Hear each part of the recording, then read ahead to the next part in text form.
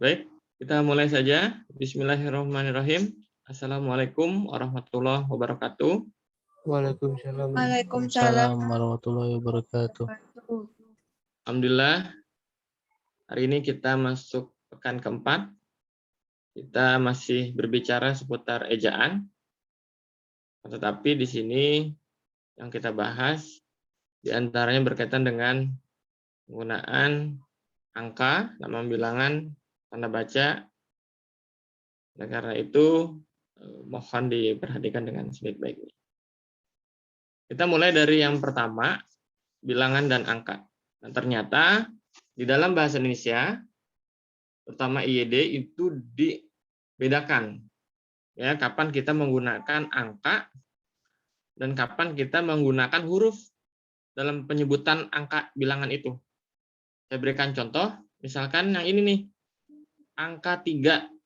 Nah, kenapa ini ditulis dengan menggunakan huruf TIGA? Sementara ada juga yang angka 3 seperti ini. Pakai angka langsung disebutkan lambang bilangannya. Nah, tentu itu ada konteks-konteks tertentu. Oke, kita mulai teorinya yang pertama. Ketika bilangan dalam teks itu dapat dinyatakan dengan satu atau dua kata, maksudnya gimana sih ini? Maksudnya ketika angka tersebut itu Anda ucapkannya itu hanya satu kata atau dua kata, ya, itu ditulis dengan huruf. Nah, seperti ini kan 3. Anda selesai kan? 3. Berarti berapa kata? Satu kata. Begitu. Nah, kemudian misalkan 20 itu berapa kata yang Anda ucapkan? 20. Ada 2. Ya, berarti masih ditulis dengan huruf. Karena satu atau dua kata. Begitu ya. Nah, akan tetapi ada kecuali nih.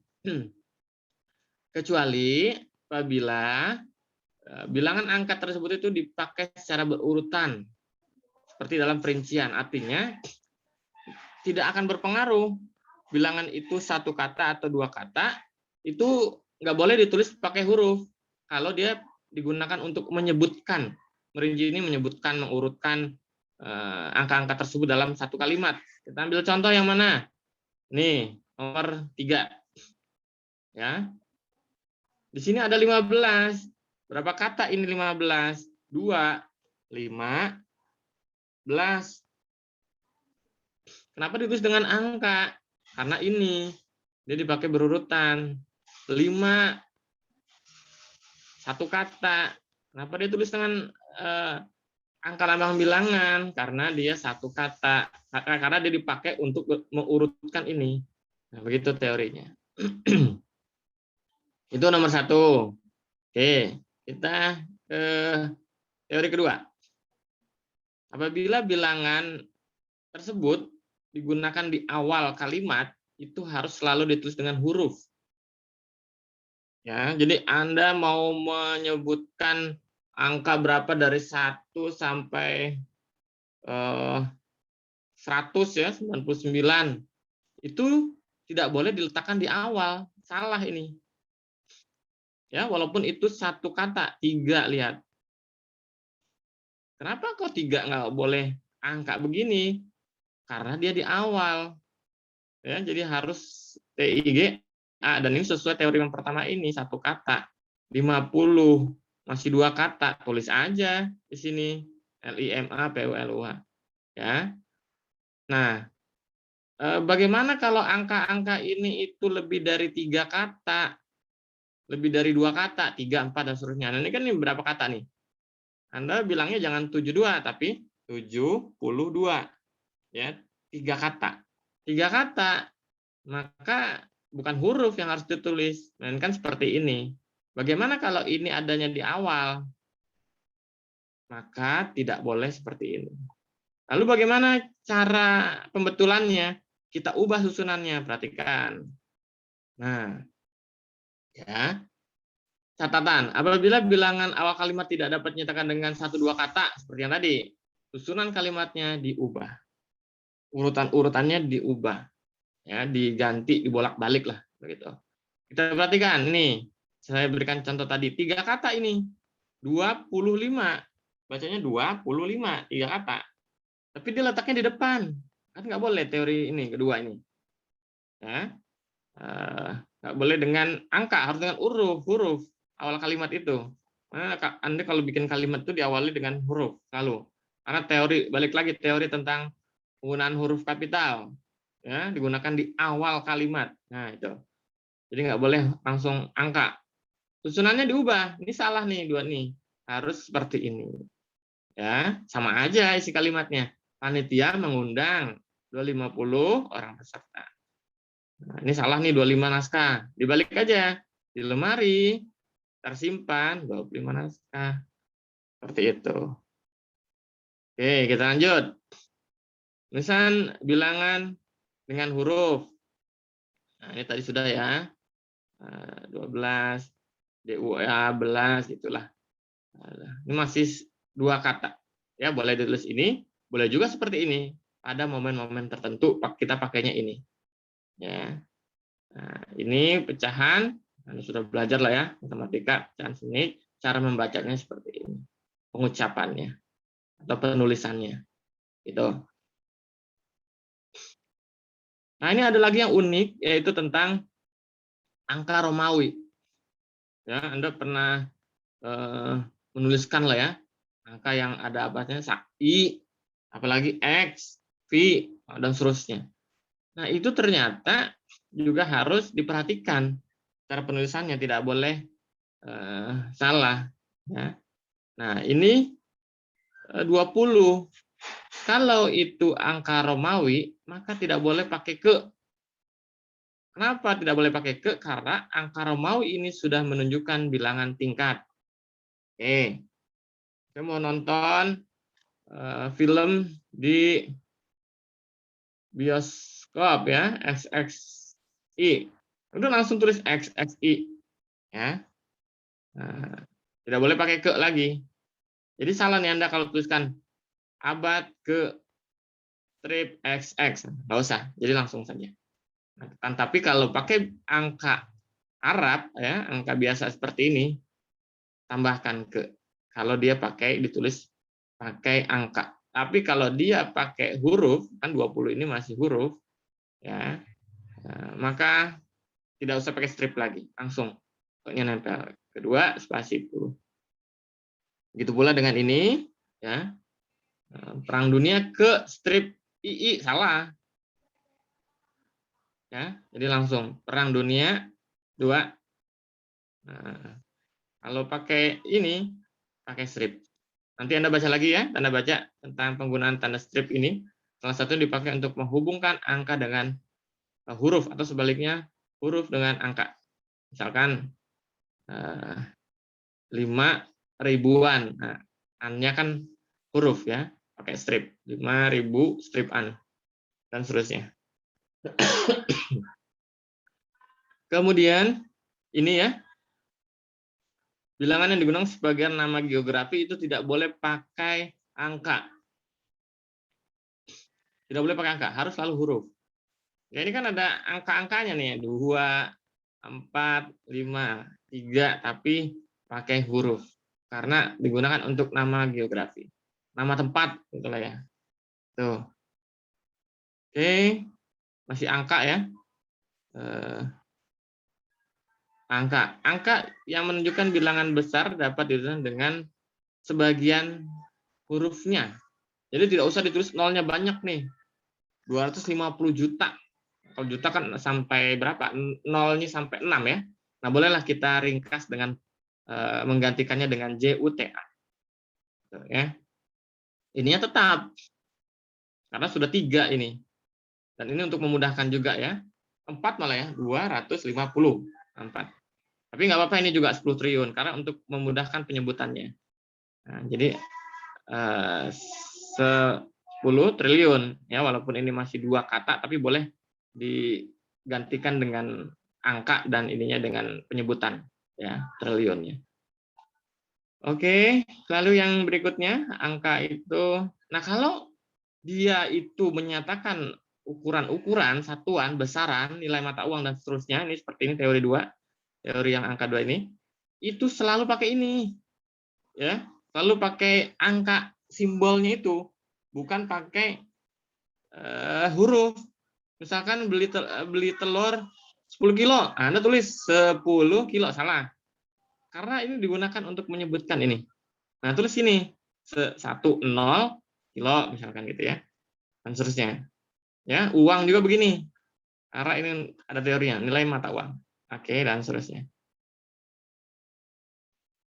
Nah, baik, itu dulu teman-teman tentang angka sebelum kita beralih ke tanda baca.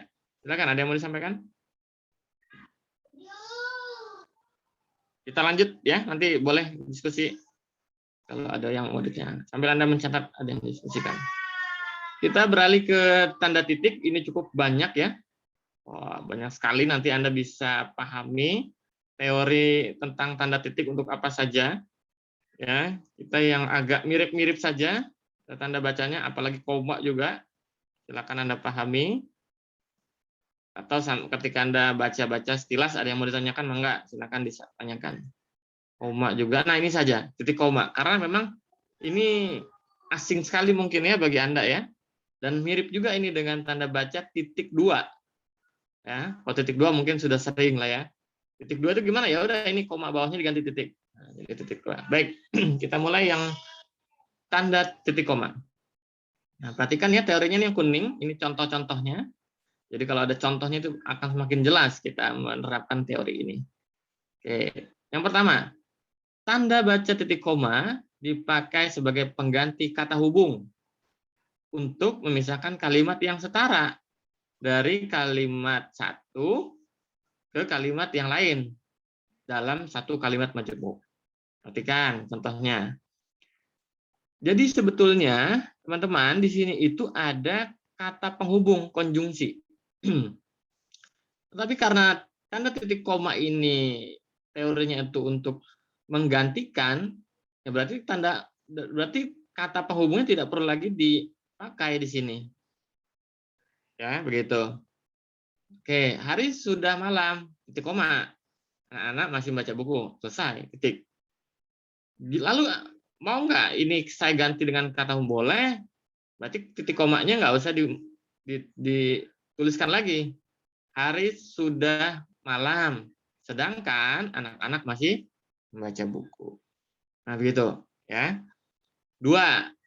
Ayah menyelesaikan pekerjaan, ibu menulis makalah, adik baca. Ini juga ada kata penghubungnya. Ya, boleh kita hilangkan kata hubungannya pakai titik koma. Boleh titik koma kita hilangkan pakai kata penghubung. Jelas ya, nomor 1. Nanti Anda bisa buat kalimat sendiri.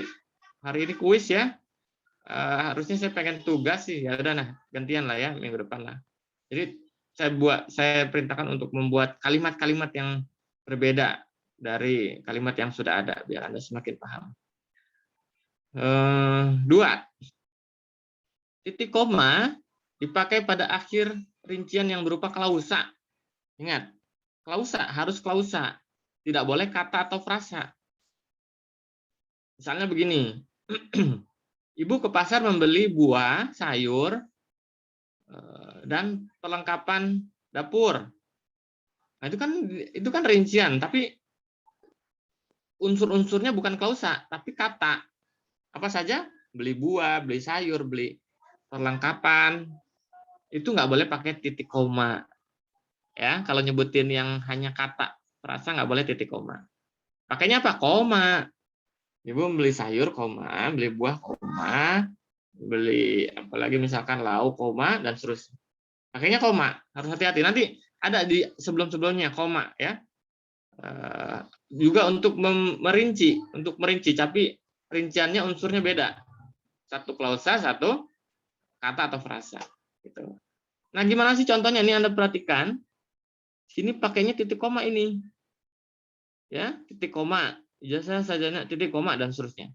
Kenapa? Karena ini klausa. Apa sih klausa? Ada predikatifnya nih, berkewargaan, berijazah, berbadan seterusnya. Itu yang membedakan. Oke. Nanti Anda harusnya bikin kalimat masing-masing ya. Tapi nantilah kita ujikan pada saat Nah, tugas. Titik koma masih ada lagi di sini, Anda perhatikan. Nah, ini coba teorinya dulu. Tanda titik koma dipakai untuk memisahkan bagian rincian dalam kalimat yang sudah menggunakan koma. Nah, Anda perhatikan nih tadi yang saya contohkan. Ibu membeli buku, koma pakainya. Pensil, koma, dan tinta. Kenapa? Karena ini masih kata, bukan klausa ya.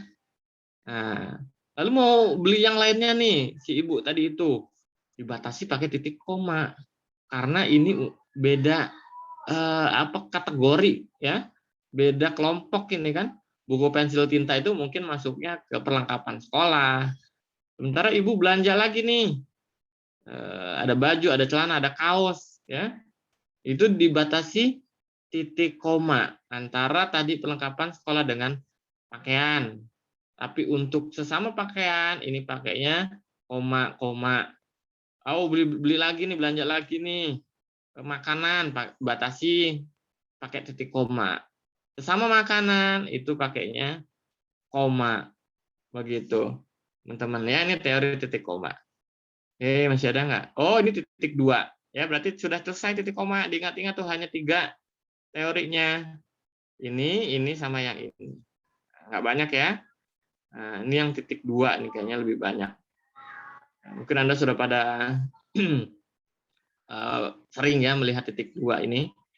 Oke, yang pertama dipakai pada akhir pernyataan yang lengkap dan diikuti perincian. Tadi ya, Anda harus ingat perincian itu artinya menyebutkan ini nih ada ada kursi, ada meja, ada lemari, itu namanya perincian. Pakainya titik 2 nih di sini. Kalau sudah lengkap. Tapi kalau kalimatnya tidak lengkap, itu tidak boleh pakai titik 2. Perhatikan. Nih, tidak lengkap kalimatnya. Nah, ini.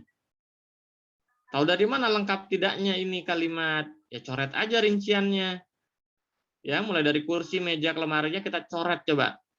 Apakah kalimatnya masih berterima, masih logis, masih nyambung? Kita memerlukan. Nggak lengkap, ya. Tapi kalau yang ini coba kursi, meja, lemarinya kita coret. Nih. Ya. Oh, ini kan bisa ya. Nah, nah ya. Simulasi ya, ini saya coret. Nah, merahnya nggak ada lah. Mereka memerlukan perabot rumah tangga titik lengkap. Berarti pakai titik 2. Nah, gitu. Ya cara mengujinya. Kalau ini gambar ya. Ya udah coret saja ini. Nggak bisa pakai titik 2 di sini.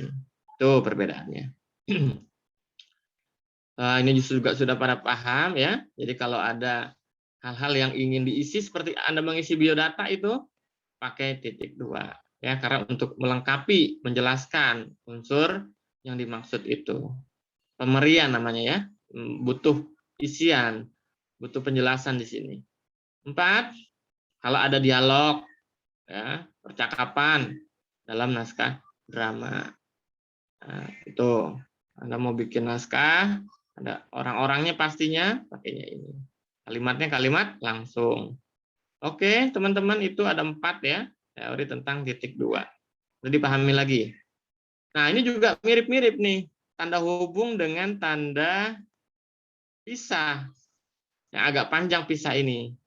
Ya, ini salah, ini harusnya agak panjang, bukan stripnya 2 kali, tapi stripnya agak panjang. Ya, di mana ini saya mencarinya? Harus dibedakan. Kalau tanda hubung stripnya agak pendek. Ya, tapi kalau ya sudah nanti pokoknya gitu saja ya. Ini stripnya agak panjang. Adanya di Word ini. Stripnya agak panjang. Nah, kapan kita pakai tanda hubung dulu? Ya, sebelum kepisah tanda hubung dulu. Nah, ini itu digunakan untuk merangkaikan. Apa yang dirangkaikan? Ya, tadi huruf kecil dengan huruf kapital, angka dengan huruf dengan angka, sebaliknya angka dengan huruf, ya ini huruf kapital, kemudian ini penyingkatan huruf dengan kapital, kemudian kata ganti yang mengacu pada Tuhan juga demikian. Nah ini ya atas ciptaan stripnya kapital. Oke. Tapi hati-hati, ini kata tanda baca hubung tidak dipakai untuk huruf dan angka yang melambangkan jumlah huruf. Maksudnya gimana? Nah, ini di sini nih. Di sini itu ada P2, tapi nggak pakai P strip 2, LP3I, tapi LP strip 3 bukan. P strip 3 bukan. Karena 3 ini menunjukkan jumlah dari P. P-nya ada 3 maksudnya ya. P yang pertama pertolongan, pertama, pada. Tapi kalau di sini tidak. Ya, ini adalah tingkatan. Anda kan S1 ya. Maka S strip 1. Sama tadi seperti yang huruf angka-angka Romawi. Kalau angka Romawi tidak lagi pakai ke, tapi kalau itu angka Arab atau yang di Indonesia seperti ini pakai ke atas strip. Itu yang pertama. Tanda hubung berikutnya untuk merangkaikan unsur bahasa Indonesia dengan bahasa asing, baik dari luar ya, maupun dari dalam bahasa daerah. Nih soan, bahasa Indonesia, bahasa Jawa ini kita harus soan pada orang yang lebih tua ya. Tapi karena dia pakai imbuhan, pakainya strip. Backup bahasa asing ya, strip. Tackle, menekel temannya yang sedang berjalan ya, seperti ini. Oke. Lalu tanda hubung dipakai mengenai bentuk terikat yang menjadi objek bahasan. Nah, ini biasanya kalau saya menjelaskan tentang imbuhan, pakainya strip ya, begitu. Oke, apalagi? Oh, sekarang pisah. Ada yang mau ditanyakan teman-teman? Selesaikan dulu ya. Ini tanda pisah. Ini stripnya jangan 2 kali ya, tapi ini harusnya nempel gitu tadi. Nah, seperti ini nih agak panjang nih. Contoh-contohnya udah betul. Cuman saya sulit mencari ininya. Oke. Apa teorinya? 1. Tanda pisah dipakai untuk membatasi sisipan kata atau kalimat yang memberikan penjelasan di luar kalimat itu. Maksudnya gimana sih? Maksudnya ada satu kalimat, tapi di dalamnya mau disisipkan. Kita lihat contohnya ya. Ini misalkan gini, ini kalimat aslinya begini. Ini nggak ada ya, saya yakin akan tercapainya, coret lah. Kalimatnya begini, kemerdekaan bangsa itu diperjuangkan oleh bangsa itu sendiri. Titik. Udah, nggak usah pakai strip, karena kalimatnya ya itu. Tapi ternyata mau disusupi nih, ditambahkan di tengah-tengah. Oke, jadi kalimat baru nih. Kalimat lain lah ya, masuk tiba-tiba. Pakainya strip di antara kalimat aslinya itu. Kemerdekaan bangsa itu, strip. Ada kalimat lain lagi nih. Saya yakin, strip. Saya yakin akan tercapai, strip.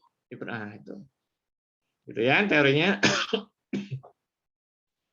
Oke, teman-teman, itu nomor 1, tanda pisah. Nomor 2, tanda pisah dipakai untuk menegaskan adanya keterangan aposisi atau keterangan lain. Nah, keterangan aposisi itu keterangan tambahan. Keterangan yang menjelaskan bagian sebelumnya. Beda dengan ini ya. Ini kan dia bangun kalimat. Kalimat itu dibangun lagi. Seperti rumah lah ya, dia mau nambahin lagi. Tapi kalau aposisi bukan gitu. Kita lihat nih contohnya. Soekarno-Hatta adalah, nah di sini sebenarnya penjelaskan ini nih, aposisi nih. Ya, siapa sih Soekarno-Hatta itu? Ya proklamator kemerdekaan RI. Itu maksudnya. Nah, jadi ini pakai strip panjang ya atau tanda pisah. Nah, strip pendek ya, ini strip pendek nih. Ya. Kata ulang ya. Kemudian masih ada banyak lagi kata ulang. Nah, kemudian ini untuk menegaskan satu rangkaian, satu paket. Nah, karena strip Hatta biasanya pakai strip ya, strip pendek. Oke, rangkaian temuan ini jadi mau menjelaskan tentang evolusi. Gitu. Oke, dan seterusnya ya. Itu aposisi. Saya kasih contoh lain misalkan gini. Presiden RI ke-6 strip Joko Widodo. Nah, stripnya agak panjang. Jadi aposisinya itu. Siapa sih presiden ke-6? Joko Widodo. Pakainya strip panjang. Strip lagi baru mengadakan kunjungan ke mana. Oke, teman-teman masih ada? Ini apa? Pisah ya. Oh, ini yang tadi. Dan ini adalah tanda pisah dipakai di antara dua bilangan tanggal atau tempat yang berarti sampai dengan. Nah, jadi Anda kalau mau misalkan begini, tarif kereta Jakarta-Bandung pakainya stripnya agak panjang, pisah. Kenapa? Karena menyatakan sampai dengan, sampai ke Bandung, ya, mengalami kenaikan misalkan. Jadi pakainya bukan strip yang pendek, melainkan yang agak panjang, gitu ya. Oke, apalagi sini petik juga ini ya, saya jelaskan karena ada yang mirip. Ada petik 2 dan ada juga petik tunggal. Ini ya. Nah, itu pokoknya mirip-mirip lah ya yang saya jelaskan. Tapi kalau yang lain-lainnya tanda tanya, tanda suruh nanti Anda bisa pahami. Sudah ada contoh-contohnya dan semakin jelas ya. Baik, teman-teman, ini kita mulai yang petik 1 dulu, petik 2 ya, petik ganda. Itu dipakai untuk mengapit petikan langsung yang berasal dari pembicaraan, naskah dan seterusnya. Tadi Anda sudah lihat sepintas ya, kalau ada naskah drama pakainya kalimat langsung petiknya 2, bukan petik 1. Nah, tuh ada kata siapa nih? Kata Bung Tomo, apa sih? Merdeka atau mati. Ya, jadi gitu. Oke. Terus juga Anda mau mengutip tadi itu pasal-pasal ayat Quran gitu ya. Nah, itu pakainya petik 2. Gitu. Oke, 2, tanda petik dipakai untuk mengapit judul sajak, lagu, film dan seterusnya. Ya. Itu pakainya petik 2. Sajak pahlawanku. Mana yang dipetikan ya? Pahlawanku ini nama sajaknya. Begitu. Lagu pun demikian. Film pun demikian. Bukan pakai huruf miring. Beda. Nanti Anda nanti Anda ini ya. Anda bandingkan dengan huruf bercetak miring dengan poin nomor 2 ini. Oke. Karena bukan buku ya. Judul makalah, bukan judul buku, majalah, surat kabar dan jurnal. Ini masih tanda petik. Ini contoh-contohnya ya yang tadi sama. Nah, ini tanda petik 2 dipakai untuk mengapit istilah ilmiah yang kurang dikenal dengan kata yang aslinya. Ya, kata tetikus ini kurang dikenal.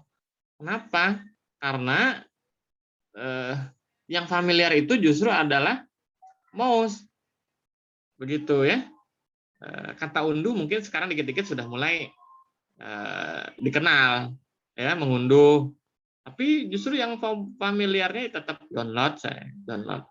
Nah, apakah kata mengunduh itu perlu dipetik 2 kan? Nah, enggak. Ya, tapi ketika itu memang sekarang sudah biasa orang pakai kata unduh ya tidak usah lagi gitu ya. Karena setiap bahasa itu nanti akan mengalami perkembangan. Nah, ini amplop. Amplop kan kita udah biasa, tapi ada arti khususnya, arti lain konotasinya. Itu pakainya petik 2. Ya kan? Nah, tolong belikan amplop untuk Bapak bayar uang sekolah. Nah, gitu ya. Nah, itu nggak usah pakai petik 2 karena itu makna asli. Ya. Tapi ketika kata-kata tersebut, ya bukan hanya amplop, akan lewat pintu belakang, kemudian apa namanya kata mendung, ya, kata apalagi merah. Nah, itu merah juga punya arti khusus. Itu boleh pakai petik 2. Ini coba lihat contohnya, dilarang membelikan amplop, sudah suap ini. Ya, pakai petik 2. Ya, teman-teman, 5 menit lagi. Ini petik 1 ya. Jadi lawan perbedaan dengan petik 2 itu digunakan untuk mengapit petikan yang terdapat dalam petikan. Artinya begini, sama dengan yang tadi itu ya. Ada kalimat dalam kalimat. Nah, tanya dia, apakah kau mendengar bunyi kring-kring? Nah, ini kan kalimat langsungnya. Apakah kau mendengar suara tadi? Nah, itu maksudnya. Tapi karena kering-keringnya ini mau dikhususkan, ditegaskan, dan di dalam petik 2, kering-keringnya pakai petik 1. Ya, gitu. Nah, ini di dalam petik 2 ada yang mau difokuskan. Makanya petik 1 di sini. Dan seterusnya. Nomor teori 2. Tanda petik tunggal untuk mengapit makna terjemahan atau penjelasan dengan kata yang dimaksud. Jadi arti ya, bukan tadi Anda mengutip pasal 36 negara Indonesia, bahasa negara bahasa Indonesia itu bukan petik 1, tapi itu petik 2. Karena itu bukan terjemahan dari apa namanya, dari pasal itu, melainkan isi pasal itu. Ya, pakainya petik 2. Tapi kalau Anda mau menerjemahkan, menjelaskan kata ini, pakainya petik 1. Ya. Nah, sering itu apa namanya, bahasa Inggris di sininya pakai kurung, salah. Di sininya pakai petik 2, salah, pakainya petik 1 ya. Sekali lagi, yang menjelaskan arti terjemahan dari kata yang dimaksud pakainya petik 1. Ya, itu. Oke, ya. Tanda kurung nanti bisa Anda baca-baca sendiri. Dan itulah ya tanda baca yang kadang-kadang kita keliru ya, salah dalam menerapkan. Apa saja tadi? Ada tanda hubung dengan tanda pisah, ada petik 2 dan petik 1, ya, petik tunggal sama, dan ada tanda baca titik 2 dan titik koma. Nah, silakan ya. Kalau ada yang mau ditanyakan dari kedua tanda baca itu. Dan satu lagi tadi sebelumnya tentang angka, lambang bilangan. Silakan kalau ada yang mau ditanyakan. Masih ada waktu.